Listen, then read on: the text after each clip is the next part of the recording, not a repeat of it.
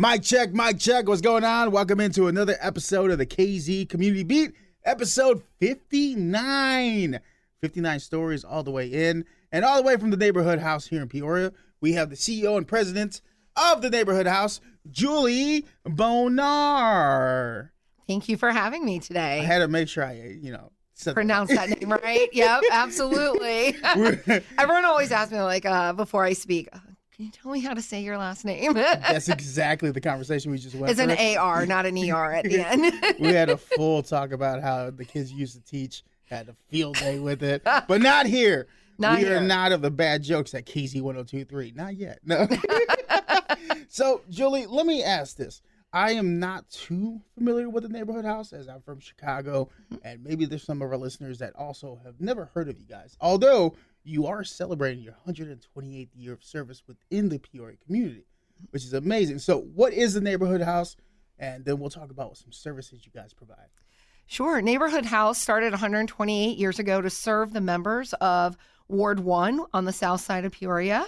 We started out on Washington Street, and it was part of an outgrowth of a church and Sunday school, but then it led to woodworking classes, quilting, which we still have today, and a lot of English language and citizenship classes, because at that time there were individuals living down on the south side from close to 15 different countries that spoke just as many different languages. And so we were just that community center when we started out to serve the members of that community. And what's been beautiful about Neighborhood House, and I feel like what has kept us around for the 128 years, is the fact that we're always growing and changing, just as the neighborhood and the community is growing and changing as well.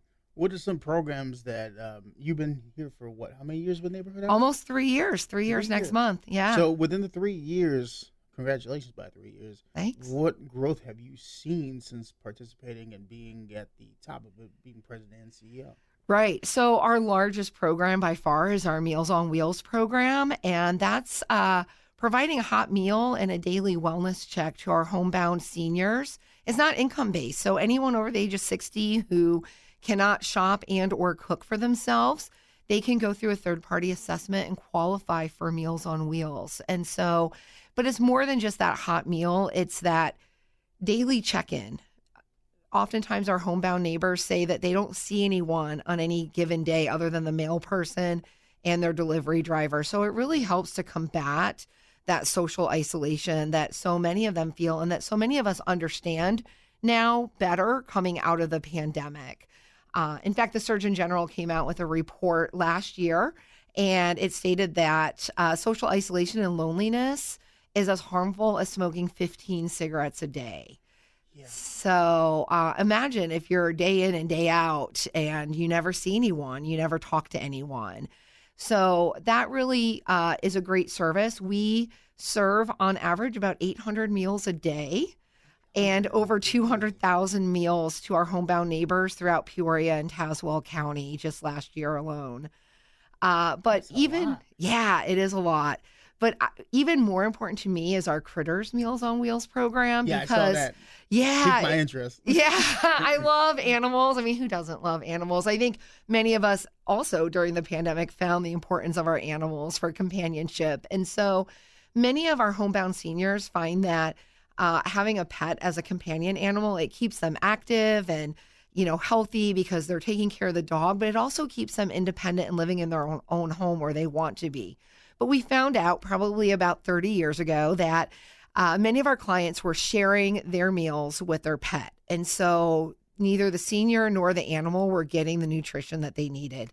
And that's where this program really came from, is making sure that the seniors and the beloved member of their family, whether that be cat, dog, bird, small mammal, that we're feeding them as well, because we know how important that is to seniors' health and well-being. Oh, yeah. I mean, how did you get that research data? Was that just as you were just surveying the people that were a part of the program? Yeah, I think it's, our drivers are going, it's the same driver every day delivering to people. And so they're starting to see things and they talk to the clients and they become very close and they build close bonds. And I think it was just through that word of mouth and communicating back to our team at Neighborhood House that, hey, like these people aren't getting everything they need because they're sharing their food with, their animals. Yeah. And it's something that, nationwide, there's groups that do the Critters Meals on Wheels. Some people call them Animeals. So I like puns, and that's great. Yeah, so the Animeals is a little bit easier, I feel, to say than Critters Meals on Wheels, but I like that a lot. Yeah. But Critter Meals, those are awesome. Yeah. And what success have you seen from both those programs? Just the amount of people you've been able to provide? Yeah, just the number of people that we're able to serve, and knowing that what it cost us in 1 year to feed a senior is the equivalent of about 3 days in the hospital or a skilled nursing facility. And so Wait a minute, that's crazy. And so it's good economics, for us as taxpayers, also to be able to provide for our seniors and let them be independent and in their own homes where they want to be, but providing them that little bit of extra assistance, because many of our clients say the only thing they would eat would be a sandwich because that's maybe the easiest thing that they could make, maybe getting up to the counter with their walker and but if they have arthritis in their hands, that might even be hard to open up the package of bread or things like that. And so we're providing a hot meal that meets the daily nutritional requirements that our seniors need. I mean, as a community, it takes a village for us to, at one point, they were our protectors, our teachers, our instructors, our guidance, right? Yeah. So as you get to a point where you need some assistance, it's always cool to be able to pay that back.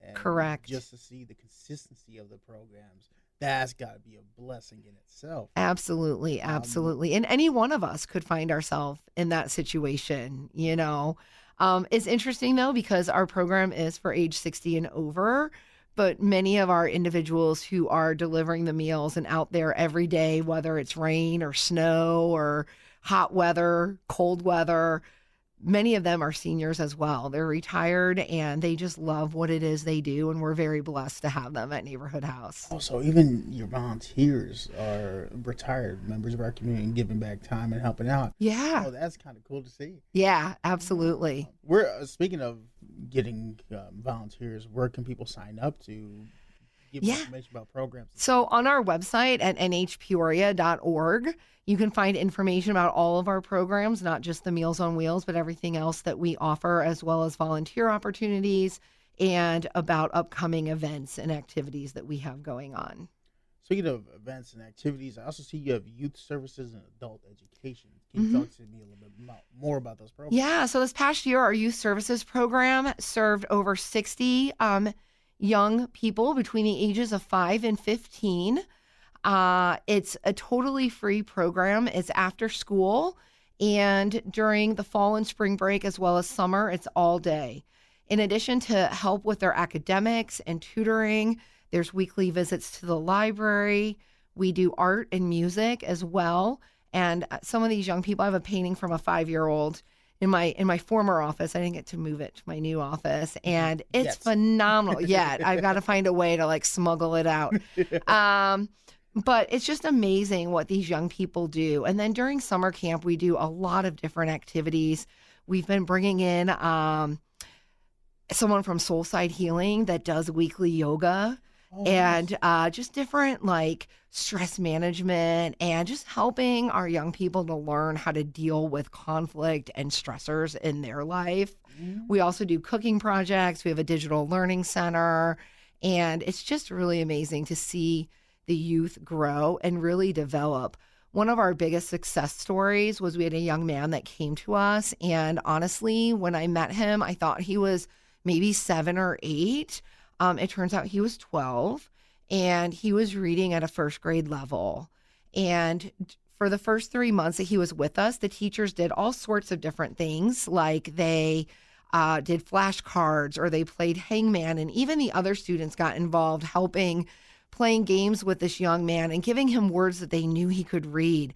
And within 3 months, he raised his reading score by 2 grade levels in just 3 months of being with us. And he no longer was this shy, withdrawn individual. He was really starting to come out of his shell and confide in the teachers about some of the stressors that he was facing in his own life. You were able to meet him where he is rather than trying to, like, no, come on, go. Absolutely, It's absolutely. all about providing that structure and baseline Yeah. of confidence.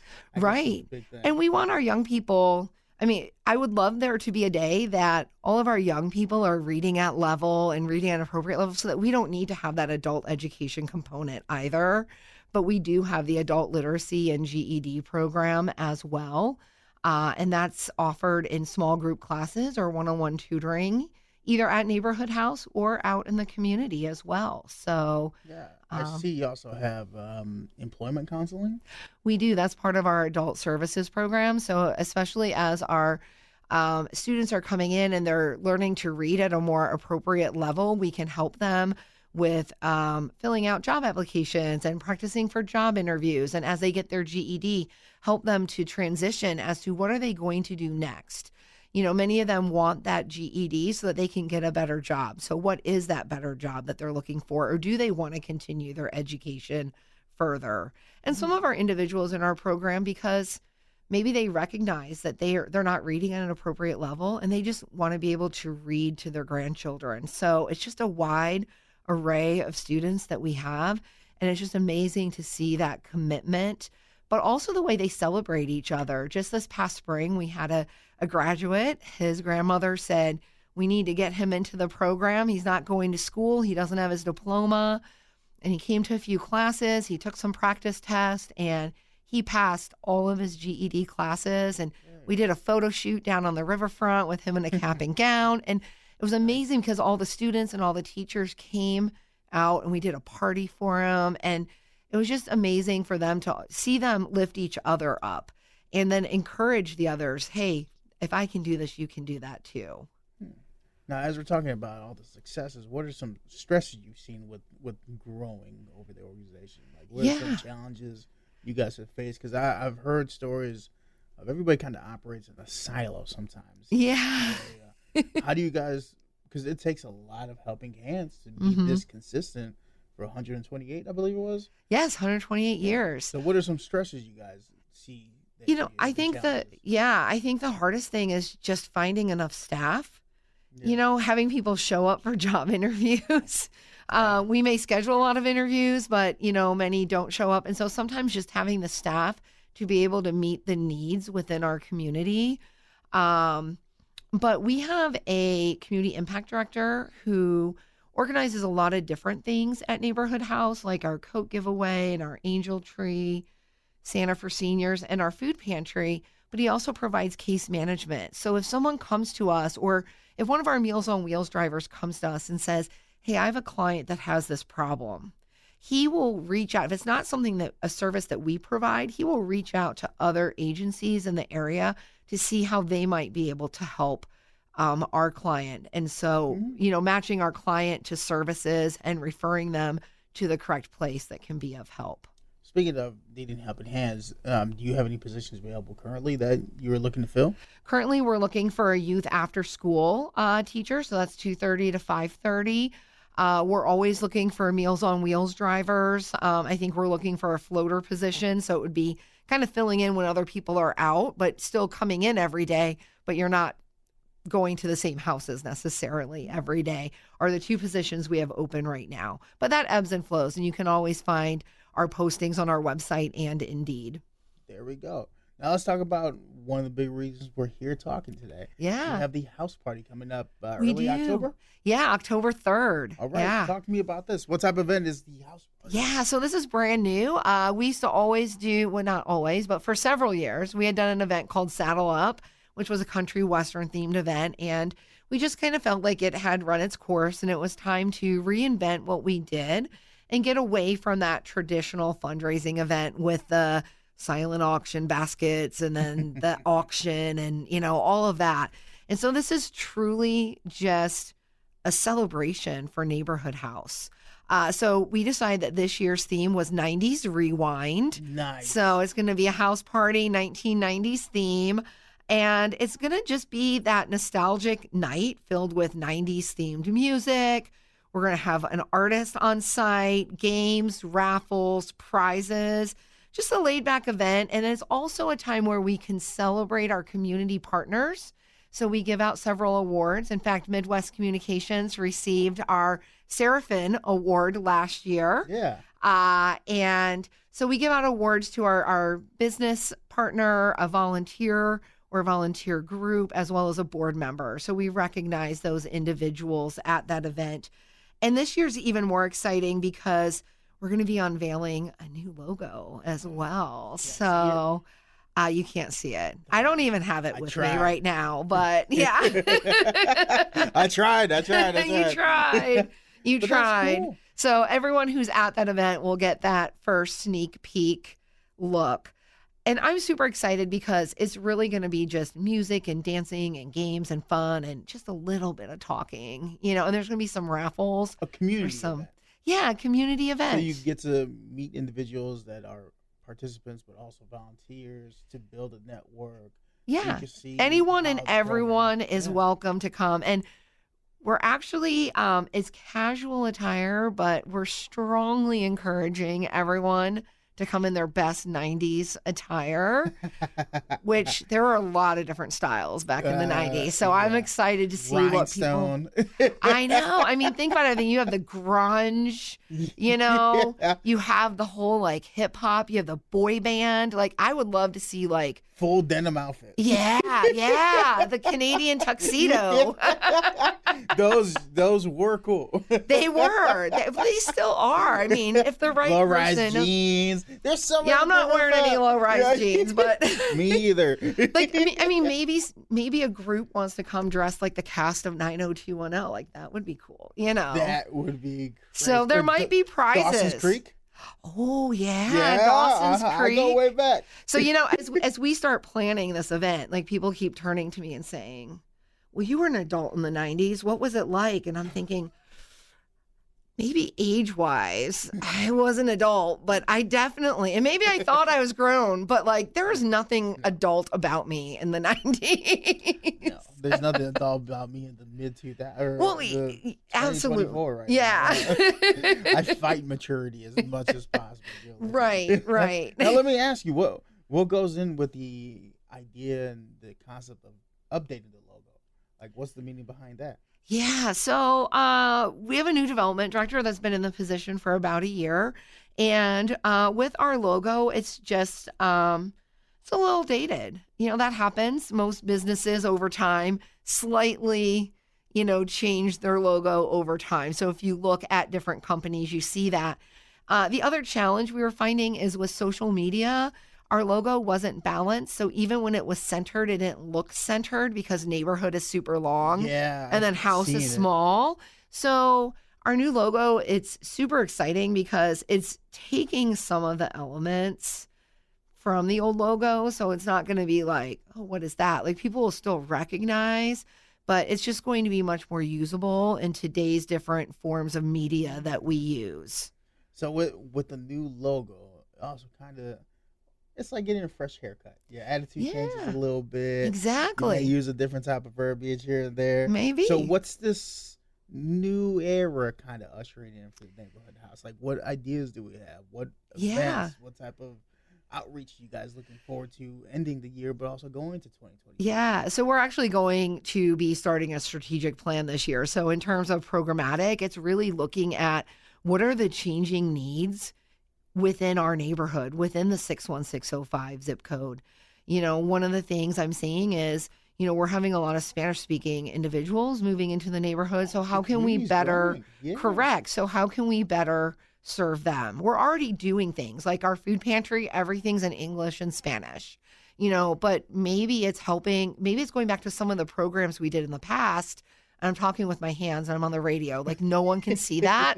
But I see it, you can see it. So maybe it's going back to some of our past programming and English and citizenship and helping people who want to become naturalized go through that process. There's so many opportunities as, the community changes for us to keep up with. But we're also just excited about just continuing to grow and expand our programs. We have some exciting things coming up with our Meals on Wheels program and some of our congregate meeting sites. So for individuals that are over the age of 60 who can get out, but maybe are lacking social connection or maybe just have trouble preparing a meal, they can gather at different congregate sites. We currently run the sites in Tazewell County, and we're looking at adding a few as well. So it's a place where people can come together. I know our site in Tremont, they do games, they celebrate birthdays, but just looking at what are some of the different activities and programming we can offer in addition to that hot meal. I mean, from where you said you guys started with, I didn't know that Peoria had a strong, I guess, immigration community or immigrant community. In the 1890s, yep. I had no idea. Well, I'm from Chicago originally. I'll be 3 years here in April, and every month I'm here, I'm learning something new about the history. Yeah. I'm learning something new about, like, if it plays in Peoria. Like, this is a big test market for a lot of things, but it's also a huge market for community growth and engagement. And it seems like there's a lot of individuals here in Peoria, Tazewell, Morden, Pekin, all your surrounding areas that just love giving back. It's kind of cool that it's kind of coming full circle for you guys. Absolutely. Embracing more of the ESL and all that. That's cool just to see that. Yeah. One of the things that I love about Peoria is that we have so many amazing community service organizations, and we all just really work very well together. We're not trying to duplicate services that someone else is doing better, but we do work together, and we know who we can call upon in different situations to meet needs of some of the clients that we're currently serving, but maybe they have greater needs that we can't provide. And so that's what I'm not from Peoria either, and it's one of the things that I love about this community. You've been here for how many years now? I've been here for 6 years, Labor Day weekend. I came here having never seen Peoria and signed on a house that I'd only seen on Skype. So that tells you, that's dating. Skype tells you everything. Is Skype still around? That's like saying I listen to Pandora music. Oh, gosh. Or I still have a MySpace top 8. Yes. Like Instagram is now starting to launch, you can put music on your profile. Oh, yeah. And I'm like, just let me know when I can rate my friends. I just want that power. Yes. But as you said, it takes a village. You guys have volunteers, but also sponsors. Who are some of the sponsors that help make you guys go? Yeah, so we have some long-standing sponsors, Midwest Communications, obviously being one of them, CI Proud, WMBD, WYZZ, RLI, Standard Heating and Cooling, Busey, CEFQ, Health Alliance. There's just so many of them. You have different levels. I'm looking at everything on the website right here. We do. But we that's do. cool. Kuna Foods is one of our, Yeah. So that's definitely a big one right there. It is. I mean, when you're preparing over 200,000 meals a year, you need to make sure you've got a good food partner. Yeah. And Kuna Foods has been there for us, not just with monetary donations, but in-kind donations, and just has truly built a partnership for us that just works well for both of us. I mean, 128 going on to 129. Yeah. Hopefully 150. Well, I won't be around at 150 or 160. I'll be retired sitting on a beach, but hopefully those, it's like what happened with you. Like, you have people who started it. You come in years later, you add your flair to it, you help increase it, you help grow it. Somebody within the organization or in the community may see that, and next thing you know, it sparks something in them and take it to a whole new level. And you know what? Fun little fact. So our founder, A.S. Oakford, his grandsons both still are alive here in Peoria. Oh. And I have his grandson's desk in my office. It's this amazing mid-century modern piece of furniture, and I absolutely love it and love being able to still connect to the Oakford family and have that connection to our organization. Now, let me ask you, when your chapter here at the neighborhood house is come and gone, what's something you hope that you're able to add to the history of the 128 and plus time years of neighborhood house here in Peoria? Yeah, just, I started, COVID was still happening. It was, it was like Omicron was going strong. And so just being able to have rebuilt after the pandemic and just created new safe places for people to gather. We've already done that, especially with our education programs. Our adult and youth programs both benefit from our digital learning center, which was able to be made possible because of the community foundation along with RLI. But then we also have this amazing outdoor space that was, when I started, it was just pea gravel and weeds. And now it's turf from a old football field that we got installed, and all sorts of like outdoor reading nooks and chess tables. And all of that was made possible through the Rotary Club of Peoria. And it's just amazing that it's places where people can gather again and still be in a safe environment. And it's a place where parents feel that they can send their kids as well and know that the kids are someplace safe and that they're also going to get a hot meal when they're with us too.